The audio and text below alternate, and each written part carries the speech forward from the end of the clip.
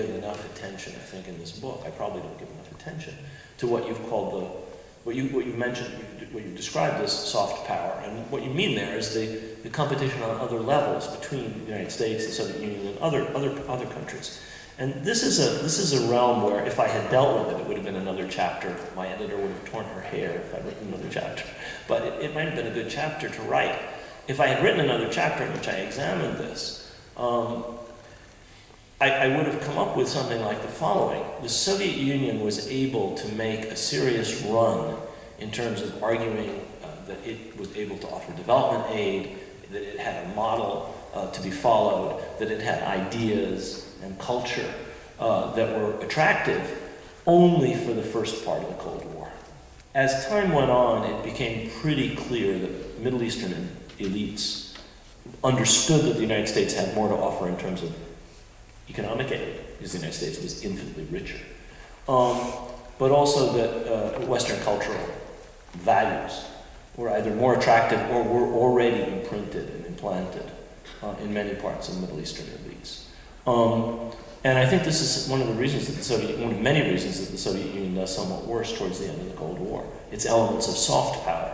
It's not just, American vetoes at the Security Council. It's not just that the American warplanes are superior to Soviet warplanes. It's also that the United States has more money, and the United States is seen in various ways as more attractive culturally. I think that's still true, incidentally. The former president, I think very much, and his colleagues and allies, I think completely misunderstood the idea that they hate, of how people regard the United States and the Middle East, when he said they hate our freedom. Actually, they like our freedom.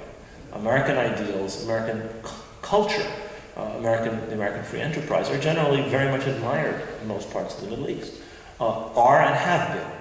America, as a country that was not an imperialist power, unlike European countries, unlike Tsarist Russia or Soviet Russia, unlike imperialist Britain or imperialist France, was enormously to our advantage at the beginning of the American engagement in the Middle East.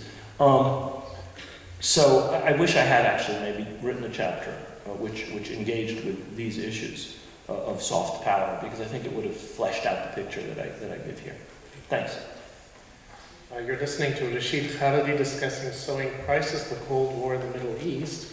So it's now time to take some questions from the audience. Please come forward and line up at the microphone, and please limit yourself to one tersely phrased question, so that and please do come to a question that the speaker can answer, and I ask you to keep it brief so that everyone in the room who would like to ask the question has the opportunity to do so. Yes, you spoke of the Cold War's radicalization of the indigenous conflicts. Mm-hmm. Didn't it also work in the case of the Arab-Israeli conflict the other way around? Case in point is the sale of phantoms that you mentioned. Those took place in the last year of the Johnson administration. Mm-hmm. In January, Premier Eshkol of Israel paid a visit to the United States, January '68. At that point, Johnson he ordered the production of components with long lead times, which was a precursor to actually placing the orders. In October, the decision was made for the sale. And because of his authorization of the production in January, the plans could then be delivered by the end of 1969. Right. This was entirely an expression of domestic political forces. Both the Pentagon and the State Department opposed the sale. It went through for domestic political reasons, I believe. The phantoms were duly delivered in late 1969, and Israel immediately used them in the war of attrition, right, which led, of course, to the extraordinary invasion, the aid by the Soviets that you mentioned. Right. They assumed the air defense of Egypt. That's the picture. I mean, the 73 war is another case. So what's the question? The question is, as I said at the outset, didn't Israel in particular, the Arab-Israeli conflict in general, itself radicalize the Cold War? I mean, it led to the 1973 war, which was a nuclear confrontation. I see what you're saying. Well, some historians have actually said that this, what I've described as an escalation and exacerbation of the Arab-Israeli conflict due to to its engagement with the Cold War. Some historians have actually said that this led to what I think it's Dalek, or it could be Walter Isaacson, described as the worst crisis of the Nixon presidency, which is the nuclear standoff at the end of the '73 war.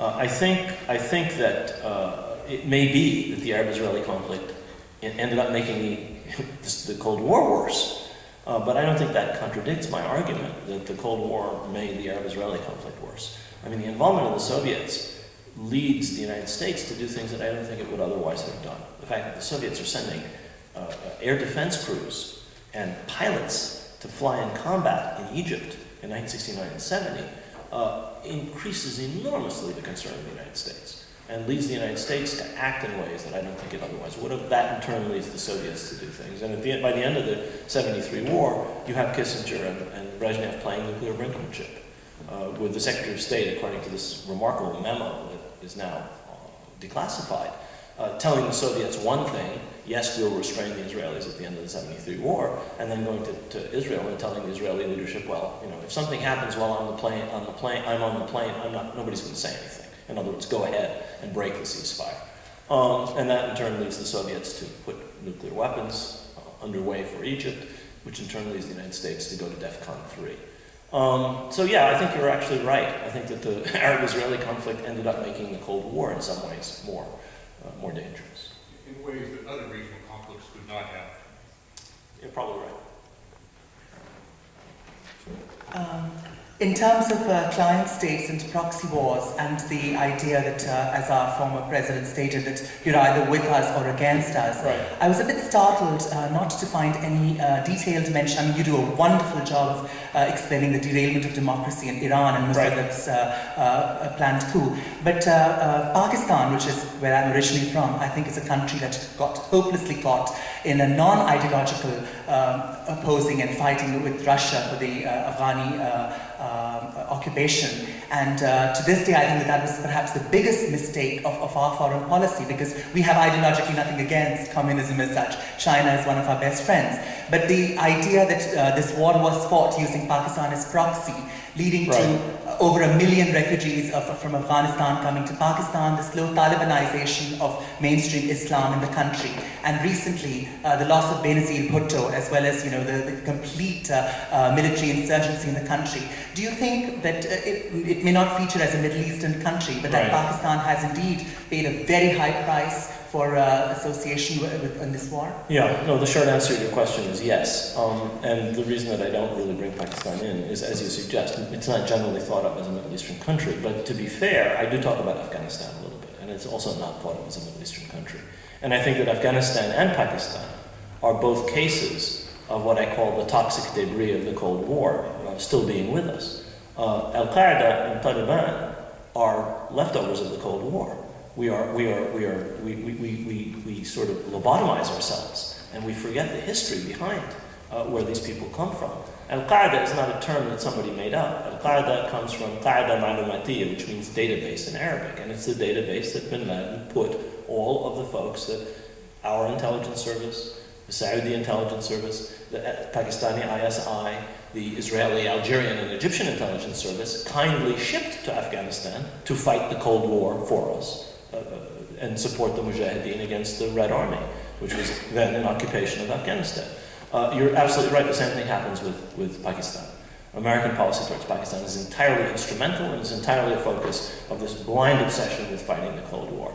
There's a wonderful quote that I have from Brzezinski in the book, which I think he gave to a French newspaper or magazine, where he says something like, he's asked, well, don't you realize that fighting this Afghan war has created, this is before 9/11, of course, has created these Islamic fanatics who are terribly dangerous. And he says something like, but I mean, we defeated communism. What does it matter if we created a few troublemakers someplace? To be fair, this was before 9/11 that he said this.